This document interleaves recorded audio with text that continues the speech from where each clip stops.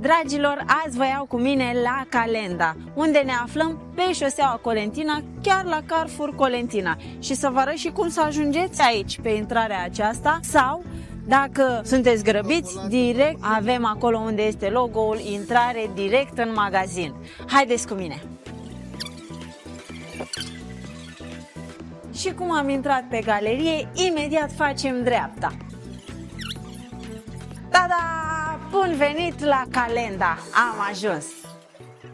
Deci, am ajuns în acest showroom unde găsim o sumedenie de produse. De la canapele, scaune, paturi, mese, obiecte de mobilier premium, Doamne, la cele mai bune prețuri.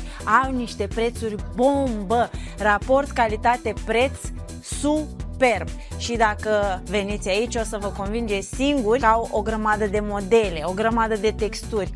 Au și birouri smart, da, ai auzit bine, au și scaun de masaj, mamă, deci asta e tot pentru azi, dragii mei. Ce să mai, vă așteptăm aici în showroom, pe șoseaua Colentina sau pe calenda.ro. Bineînțeles, dacă ai nevoie de mai multe detalii, avem și numărul de WhatsApp.